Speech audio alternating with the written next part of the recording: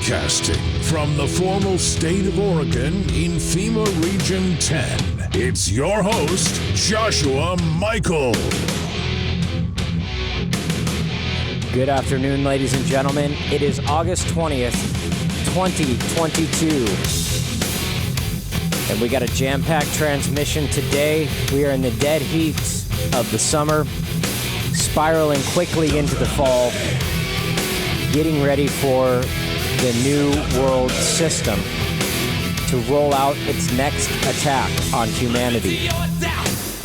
And we want to shine some light on that, and we also want to bring some positivity in the world and let you know that everything is going to be okay.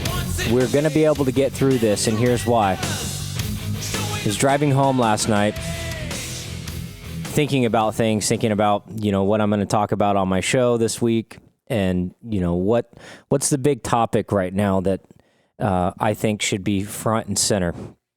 And the most important thing, which is why I spent so much time talking about AI last weekend, the most important thing to remember is these people that are trying to take over your lives. They're the great disruptors, the great diluters, the great destructors. They are so weak. And the only way they can win against you as a human being on this planet, the only way they can win is if you allow them to. They have to get permission from you because you decide to desert your moral compass. You decide to ignore or walk away or bury your head in the sand. It's up to you. And let that really sink in, because I want you to understand that is something that has been so apparent now, that these people are so weak. They have to use you as a vessel to turn against yourself. They cannot take over your life. They cannot destroy your life. They cannot demoralize you if you do not allow them to. And the most important thing that you can do is turn to God and ask God for direction, ask Him for guidance, and He will provide. You have to give Him your everything. And I really want that to sink in, because as crazy as all of this stuff sounds that I talk about, as crazy as all of these things are, if you can understand that and recognize that you are your biggest enemy. And I know it's the old cliche in the world, and, everybody says that, the only thing we have to fear is fear itself. I understand, but it's very true. And seeing these guys trying to run their operations, the Mar-a-Lago raid is blowing up in their face. Betsy Johnson trying to come out as an independent is blowing up in her face. Now, granted, she's got a lot of money, so they're just going to throw more money at it and get organizations that are corrupt like KGW or any of these other news organizations. They're just going to get them to cover it up and write, darling reports about her to try to make her seem like she's fringe or, combating against the system, when we know she's just a closet Democrat. And I know some of you guys might like Betsy. I think she's a closet Democrat, and she would be just as destructive as everybody else. We are in a bad situation when it comes to the governor. You got the good, the bad, and the ugly, right? And you can pick and choose and decide which one's what. So, in that, she's refusing to release her tax returns and getting some blowback on that. But how interesting is it that all these main news organizations, I quote, are just pushing Betsy Johnson, trying to push her to the front and center and make her seem like she's risky and fringe, because that's sexy now. Being non-compliant to the system is sexy now, which is why Betsy Johnson even has a leg to stand on, because she's milking that fringe aspect. I know the mayor of Almsville, I forgot his name, Derek. That guy, same thing. He's trying to promote like he's not a Democrat or Republican, right? He's a, quote, independent. And so that's the real sexy thing that people are trying to do in Oregon, because the Republican Party is so corrupt. The Democratic Party is like in shambles, and nobody wants to follow them. Kate Brown has destroyed it. So what do? They go, oh, well, we're fringe. We're on the sidelines. We're not with those guys. We're not with the system. Meanwhile, if you look at who's funding them, it is the system. It's kind of like Antifa talking about how they're against fascism, where in the same breath, they're being funded by people that are promoting fascism. And the anti-fascist community are the fascists. And they work and are getting paid, and they are getting paid. We discovered that about 5 years ago, there were Craigslist ads online asking for recruiters to go out and basically stage rioting and do LARPing. And they would make between $600 and $1,500 a weekend. So you get all these lowlifes that like, yeah, I'll go do that. Throw some masks on, go out, start some fires, have some fun, get paid. You know, that was all a thing. And so you have to understand, like, that's what that organization's from. And they're meant to keep you in your home. They are meant to scare you. They're meant to try to intimidate you. But when you confront these people head on, straight on, what do? They cower because they are weak. You, the listener, you, the free-loving American listening right now, you are the salt of the earth, and you are the foundation of this entire country. And it is up to us as the people to rediscover that, understand who the enemy is, and rediscover yourself and move forward and get right with God and get right with your future and get right with yourself. That's the most important thing that you can do right now. Because as things and more chaos starts to come into play, and there's all these uncertainties, and the moral code has been broken in the United States against the First Amendment, with the court case on Alex Jones not being able to even speak. He wouldn't even be able to speak. He couldn't say that he's innocent in his own trial about him, or stating that his real beliefs. He was found guilty prior to even going to trial. The judge just said that he's guilty. And so then the trial became how much money he was going to pay back the Sandy Hook families. Like, that was the trial. Could you imagine? Not even going to trial to if what you said was true or not, or does it stand on the legs of the First Amendment to criticize something? We criticize things all the time. But how dangerous of a slippery slope is that? So the moral contract has been broken. When the FBI raided Trump, that moral compass has been broken.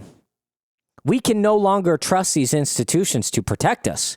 They are now against us. They are now our enemy, which is why I say right here today on my show, I propose to defund the FBI and dismantle them and disperse them through different agencies to allow for some more oversight to where they work for the people again. 100%. They have been so corrupt along the way. They were behind the Governor Whitmer case in organizing that. They were behind the January 6th in organizing that. And time again, lo and behold, we see the FBI on the front lines or just 1 degree away, such as Ray Epps. Why is nobody talking about Ray Epps in January 6th? He was actually the one person we have on video talking about and encouraging people to go inside the Capitol days before. They have him on video, and that guy is still walking around on his ranch in Arizona or wherever it is, free and clear. Nobody's talking about him. Is that suspicious? I don't know. Meanwhile, there's over 800 people, including Simone Gold, who simply just walked in the Capitol, gave a speech to open air on her phone, and walked out. She is now in federal prison right now. And she's a doctor. She's one of the main frontline doctors who came forward in early April and May of 2020 to say, hey, you remember this? Do you remember the 17 doctors that lined up? I think it was in front of the Supreme Court. And they did a video, went viral, 15, 17 million hits. And the doctors are like, hey, I know it's scary. Everybody's talking about COVID, but guess what? We got a cure. We got a cure. Don't worry. You don't have to hide in your home. Not to worry. We will take care of this thing. We could all be back. We could all be back working and things could be normal in a month. Got 17 million hits, got deplatformed. A lot of those doctors then became under investigation. Anthony Fauci, the heirloom of the entire pandemic. Remember this? Was talking about those guys saying, oh, they don't know what they're talking about. Between all of them, there was, 300-400 years of experience. Just an ungodly amount of experience between those people. They knew what they were talking about. They had the cure. Zelenko, all these people that now we know that I think are a household name, those people stood up in the face of this tyrannical system and said, no, we are going to honor the Hippocratic Oath. We are going to honor our people. And we are not going to let people be scared by something that we know that there is preventable medication, prophylactics, and cures to help delegate and mitigate this, quote, virus, which the CDC now says was just the flu, right? But in hindsight, looking back on it, those were very, very brave doctors. One of those doctors right now, Simone Gold, is now sitting in a federal prison for simply going to the Capitol and exercising her First Amendment rights. Let that sink in. She is now in prison for that. For trespassing. I don't even know what they sentenced her to exactly. But they're sentencing a lot of these people for trespassing. Since when do you go to prison for 60 days for trespassing? So, the social contract has been broken in this country, and it's up to us to rethread it and to put it back together.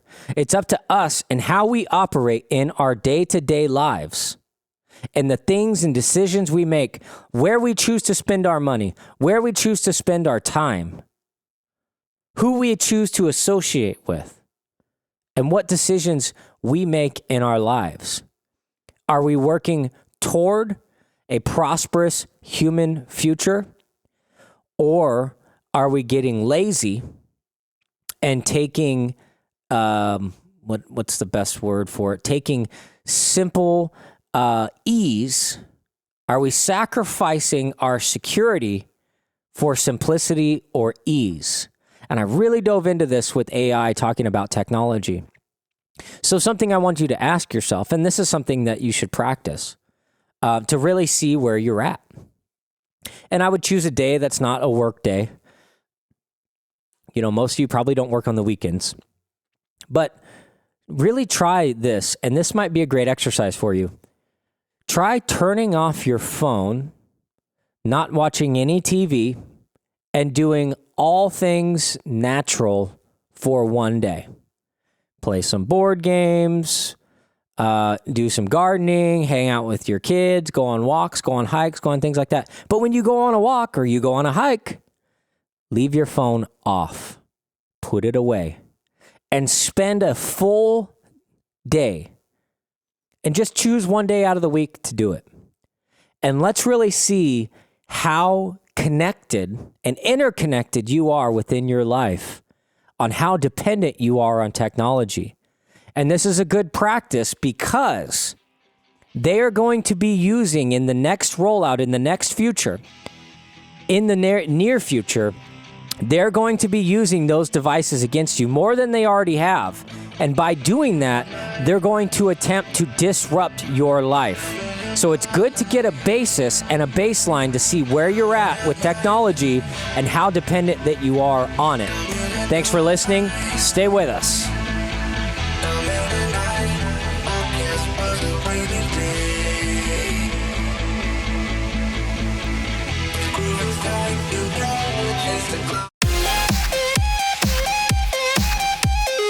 Broadcasting from the formal state of Oregon in FEMA Region 10, it's your host, Joshua Michael. Before we went to the break, we were talking about technology. And I really like technology, don't get me wrong. I think technology can be great. It has definitely allowed for ease in life. Is it allowed for us to relax? Now, is that a good thing? I don't know. It has some good elements to it. I like to relax. I don't have very much time to relax. I never get to do it. But when those small windows happen, it's fantastic. And I think everybody should do it. But is it good for us? Is it making us lazy? Is it making us decadent? Absolutely. Because they have these distractionary systems, such as Facebook. A lot of you guys still use Facebook. I don't know why. But Facebook, you sit on there. Next thing you know, hours go by, minutes, and you're just burning time. But you're also moving and migrating your train of thought. So you're getting out of your conscious mind and going into this kind of, it's called suspended disbelief, but you're just getting into kind of this dream world. And so you start dreaming off, and it kind of makes the day go by faster, right? Because, you have all this time that you're filling. Whereas before, I think prior to cell phones and prior to everything else, and I'm going to get off this topic because I think you guys really understand, where I'm coming from on this. But before, you would spend that downtime thinking and downloading what you're experiencing in the world. But now we're filling that up. So our brains never get to relax because it's constantly consuming things and constantly filling dead time. You ever notice that? Somebody's standing in line. You guys can see this all the time. All you have to do is look around. But just stand in a group with people. And when somebody stops talking, if they're not directly engaged in the conversation, what do? They pull out their phone. They look at their phone. They just kill that time. Rather than being engaged in what's going on around them, boom, they disconnect. Boom. Even if it's for 15 seconds. Or respond to a text real quick. Yeah, and I'm actually getting to a point where I'm not even going to text people anymore. If they text me, I'll just say, call me. That's going to be my auto reply. Call me. Nope, not doing it. Because I'm so sick of it, and I think it's killing our communication. And I already went into all that and everything else. So, interesting thing, with technology, there's all different types of technology. There's all different areas of technology. One of them that I find that's so fascinating that people don't talk about, nobody wants to touch this, and it's about self-spreading vaccines. What is it? Does it exist? Is it possible? Are we experiencing it right now? Have they been experimenting with us right now? Now, here's my theory. I think they spent their $1 billion on marketing to, hold on, let's back up. I think they locked everybody down to put everybody in a state of fear, to lose all your patterns in your life, all of your routines. They destroyed your routine. Have they not? Did they not? Absolutely they did. They destroyed your routine in your life by locking you down. Then they took away your kids' school and just created absolute chaos in your world. And in science, it takes about 28 days to break a routine. 28. So they did that, and essentially they disrupted your life for like a year. A year of all these uncertainties. We don't know.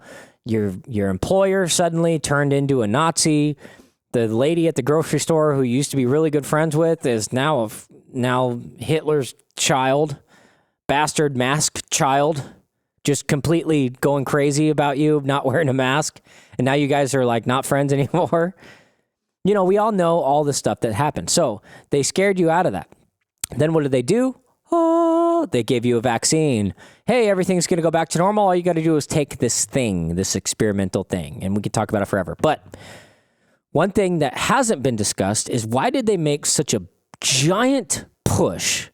Now, some of you could say, yeah, it's for monetary purposes. Bill Gates made billions. Anthony Fauci made billions, and yes, he does have a stake in these vaccines as he goes on TV and pushes them, says that you need them. And he's the global health czar, or at least for the United States, he's the main guy that everybody was pushing everywhere. But they had $1 billion, essentially. They were paying online influencers on TikTok and Instagram $1,200 to go on and say, get your vaccine. I mean, it was really bad, folks. There was nothing organic about this push. It was on every bus. It was in every grocery store. They pushed it everywhere. I mean, you could go get a vaccine at, the local Dollar Tree. So, they were having this everywhere. So why the big push? And here's why. Here's why I think. It's because of self-spreading vaccine technology. Now, I think you guys should really look this up because it's interesting. And they've been developing this for years. So I can go back. I know I mentioned something a couple years ago on Stacey Ann's show about self-spreading vaccines. But lo and behold, who's behind the development of this? And this has been going on. I printed a report from the CDC. This was back in 2014. They were talking about self-spreading vaccines in rabbit populations and how they administer it. And simply, they had to get 20% population, 20% vaccinated in a rabbit population. And through the self-spreading vaccine technology, which is also done by John Hopkins, is overseeing a lot of the stuff, and the CDC, 20% would get and have them reach 100% vaccinated. So what does this mean? Self-spreading vaccines, also known as transmittable or self-propagating vaccines, are genetically engineered to move through populations in the same way as communicable diseases. But rather than causing diseases, now think about this. How do diseases transmit? When you have the flu, you're what? Contagious. Okay? So they are creating, supposedly, in a vaccine side of things, the opposite of the virus. They're giving you a vaccine that's making you basically contagious of the vaccine. Now, this is my fear. This is what I think may or may not have happened. And I would love to get somebody on that might know some more about this.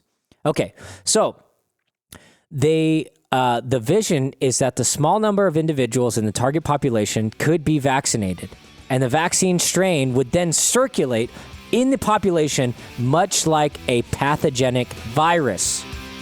They're talking about this. This is a real thing, folks. It's a real thing. You're listening to Non-Compliant America. I'm Joshua Michael. We'll be right back.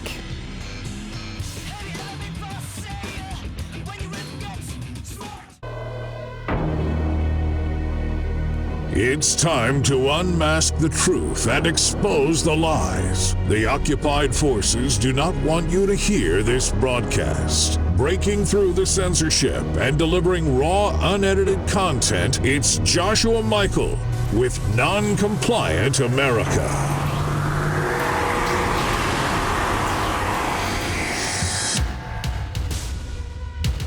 Welcome to Non-Compliant America. Here we try to speak the truth and inform the public for the oncoming attacks that are happening against humanity. Seems like every day now. And we want to inform you as much as possible to get you to think for yourself and have thought-provoking content that allows you to shift outside of the paradigm of what the mainstream machine wants you to think about. And that is the rugged American individualism, the real non-compliance. The real non-compliant people are the American people. We are the most non-compliant people in the world. That's what we're known for. That's what the Revolutionary War was about, was us declaring non-compliance against the British people and the British Empire, which at the time was the most powerful empire that existed. And some could arguably say that they are still in effect and still operating all and around within our governments. You know, it's been over 250 years since then, and they are still in operation trying to take us over. But I digress. We were talking about self-spreading vaccines. And I was getting into a theory that I was thinking about that I find very interesting. I have yet to find anybody really talking about it besides Dr. Tenpenny. She has been a huge advocate, stating that the mRNA shot that they administered to everybody was actually a self-spreading vaccine and could potentially be infecting people around them, which makes sense. Just like any other disease that you get, it could be transferable. Which is why when they say that you're sick, you should stay home. You don't have to wear a mask. You don't have to put hand sanitizer on your face. That does not work. Because viruses are so tiny, you can't get them all. And they live on surfaces. And you can't get them all. So it's best just to stay home if you're sick. That's been the rule of thumb since the beginning of time. But now all of a sudden, it doesn't matter, and you shouldn't stay home, and you should wear a mask and everything else. Now, the CDC has backfired on all that. Now they're saying nothing matters. There's nothing you can do to prevent transmission, which is kind of getting back to normal where things are. Okay? We were talking about self-spreading vaccines. So here's what I think. They made a giant push to get all the morons and the hysterians and the fearful to be the first in line to go get vaccinated. They get vaccinated. They got their second thing. They're just like, okay, whoo, yeah, we're going back to normal. Yay. Okay, now you can go places without a mask because nobody liked the mask except the mask Nazis. They love the mask and they're still wearing the mask. It's still quite humorous to see the individual driving around in the hybrid Prius in the car by herself with a mask on. I still enjoy those moments because it's like, wow, can they get that mental institution open fast enough? Because that's where they belong. Because at this point, especially with how much information's out there, if you don't see what's going on and what happened to us in 2020, then God help you, because there's no saving your mental illness. You just, I think, should go where you belong. So self-spreading vaccines, they've talked about it, using it in rabbit populations.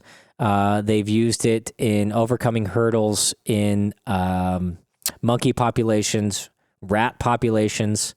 They are targeting the Ebola virus in apes and bats, the Lassa virus in rats. So this is a very common technology in the space of science. And by no means am I a scientist. I wouldn't consider myself a scientist. I just know how to read things, and I think these articles are very fascinating and should be looked at. People should definitely look into that. So there's a technology to address the global catastrophic biological risks. And guess who's behind this? Lo and behold, it's Bill Gates. Bill Gates is also working on a vaccination process that involves a Band-Aid like thing. It's like a Band-Aid, but it uses microglass, and it has serial numbered vaccine distribution microglass to where they just put a dissolvable Band-Aid on you and they just stick it on you.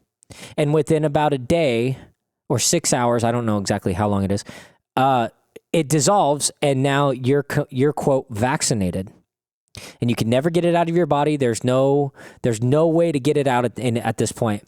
But it's also serial numbered to where they're able to basically file you into some type of catalog. Think about this. There is a number that is tied to that vaccine that goes to you, and you can forever be tracked based on proximity sensors that may or may not be interfacing with the specific serial numbered devices that they just injected you in your body through a Band-Aid. That's the technology that they're working on. And that's the future where they're trying to take this. And this is technology and things that have been going on for years. It's not new. They're not just coming out with it right now because of COVID. COVID was a side effect from these systems. COVID was an afterthought.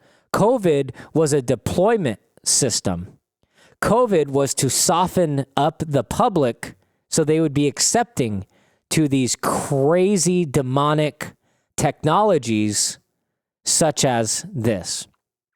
So what I think happened is they scared the public just enough to dive in and to jump on the bandwagon of the vaccine. Notice nobody really talks about it anymore. They're actually like expiring vaccines everywhere. All these vaccines are getting expired because the jig's up. Nobody's taking them. They realize they don't work. They've admitted they don't work. And so they're just expiring on the shelves all over the world. And so they made a big push, and then they were just like, okay, that's enough, because maybe they met their 20% quota. And here's where it all comes together. If they got their 20% quota for the self-spreading vaccines in the public, we are all in trouble. And we all potentially have already been exposed, which is why there's mass death everywhere. Kids are getting sick in the middle of August. All the kids. People are sick. Like sick. Real sick. Real coughs. Real stuffy noses. And it's not allergies. They're actually sick. In the middle of August, that's like unheard of. Especially with this amount of people and everything else. So, they have this, they've reached their quota, and now they're just going to sit back and wait for all these people to get exposed. Now, here's another technology this is from September 16th, 2021, and this article is about growing and eating your own vaccine. So the future of vaccines may more look like a Band-Aid, or it might be as simple as eating a salad. So no longer would you have to get a shot. And the UC Riverside scientists are studying whether they can turn edible plants like lettuce into an mRNA vaccine factory. Did you catch that? It's an mRNA vaccine, which is technically not a vaccine. They only call it a vaccine so they can have liability protection, because there are liability protections that Big Pharma put in place beginning in 1986, where they no longer had liability, and they created a separate vaccine court to where they could not be sued and had virtually no liability for any damages that were incurred on their vaccine. So if you call it a vaccine, by default, it falls under that indemnification. Okay, so messenger RNA or mRNA technology used in COVID-19 vaccines works by teaching our cells to recognize and quote, and I want to put quote, protect us against infectious disease, only because we know now that it doesn't protect us. This is an old article. But one of the challenges with the new technology is that it must be kept cold to maintain stability during transport and storage. If this new project is successful, and keep in mind, it's well underway, and they probably already have successes in it, and or could potentially already be rolling it out. They just have to introduce it to the public. Remember what I said at the beginning of the show? If we let them take over our lives, if we let them disrupt our lives, then they will be successful. But only if we allow them to do so. So by proxy, they have to introduce this stuff to us.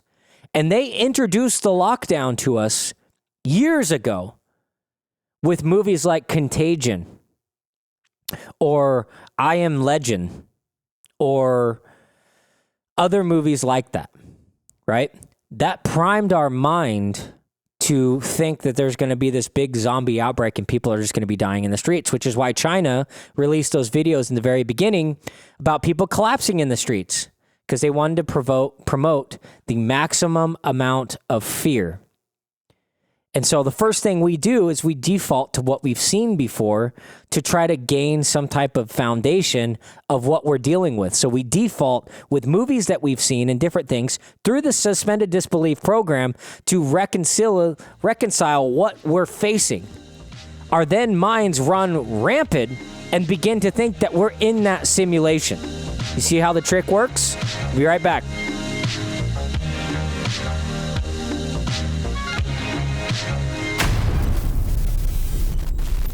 It's better to die on your feet than live on your knees. Broadcasting live, it's Joshua Michael. Welcome back to the last segment of today's show. Joshua Michael, Non-Compliant America. Make sure to please subscribe to our podcast at noncompliantamerica.com. And if you're listening to this on the radio on 104.3 FM or 1220 AM, we thank you. You are the beacon of light, and you are the future. And you are the individual that is going to help push us into the future for prosperity for humanity.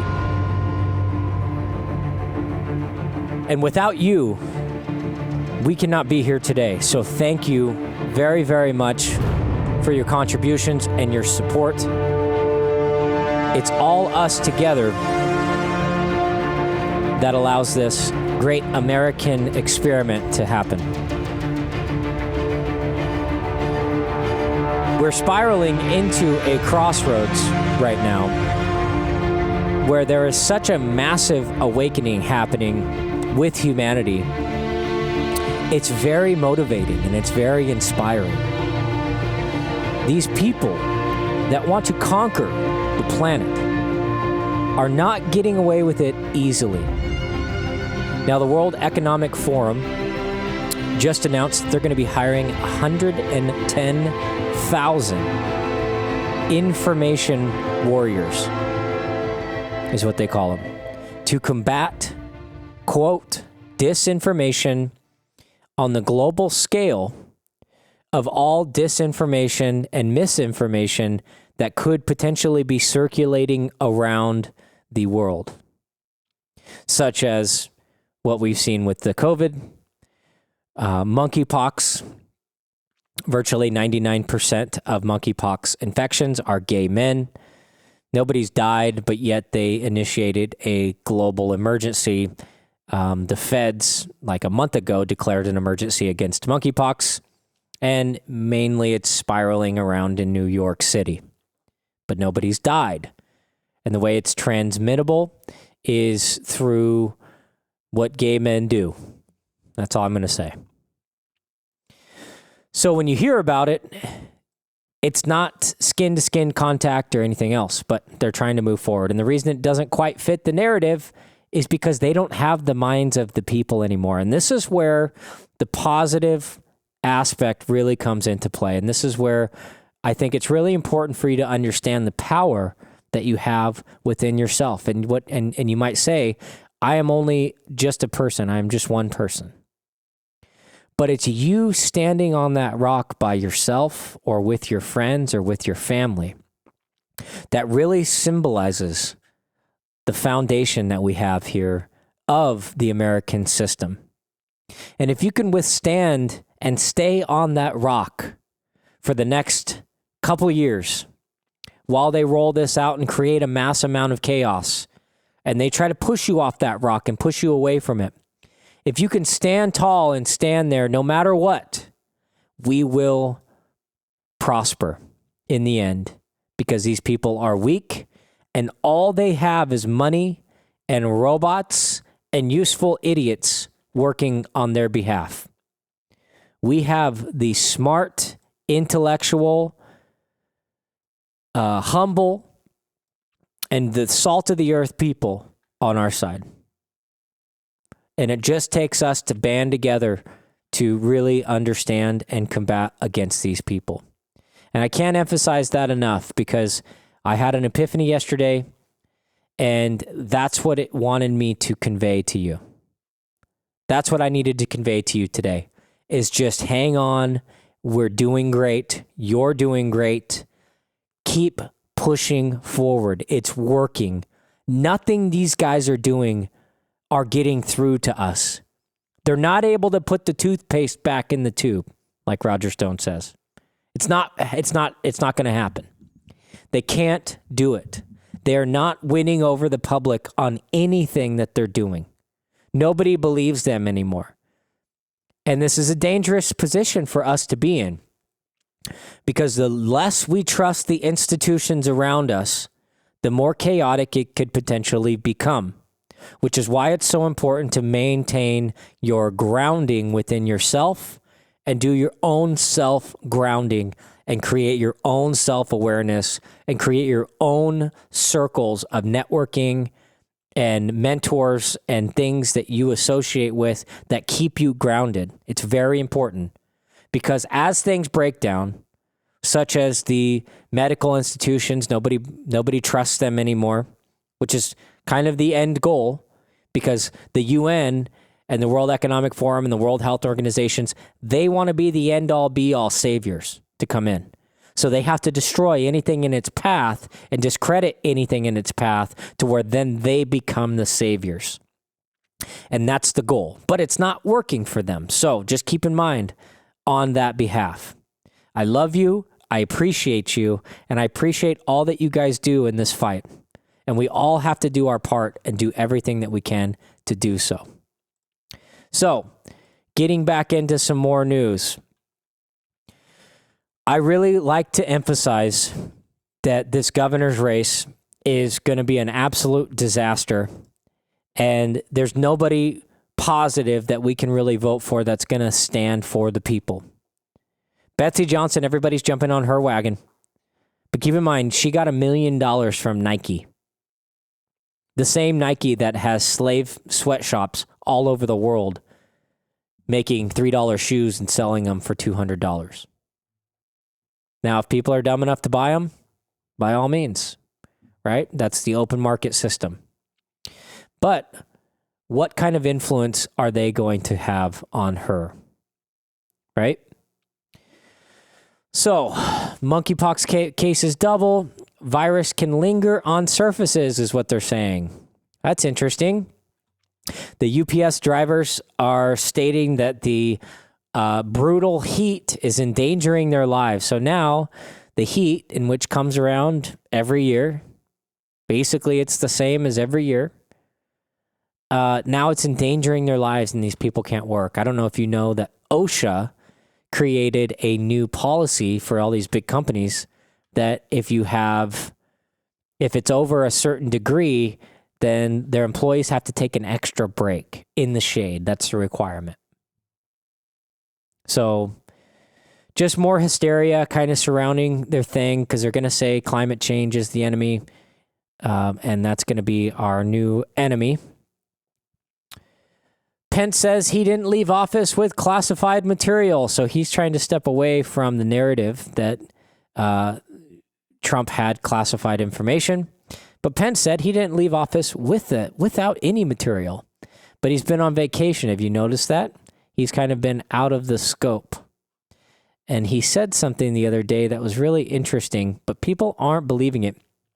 We know now, after the smoke clears, we know that Pence was definitely an operative working for the rhinos and collaborating with backstabbing Trump the entire time.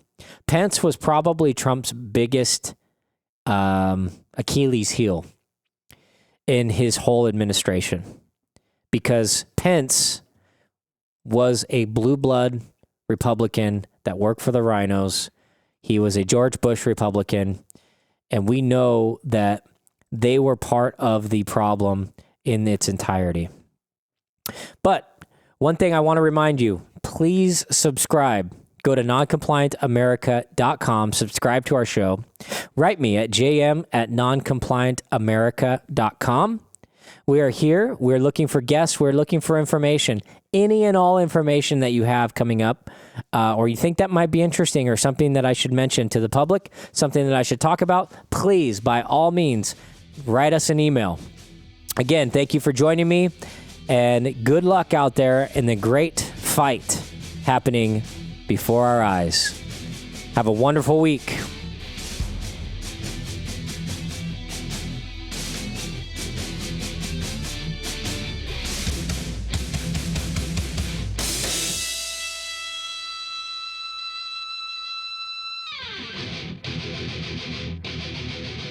reaching out for something you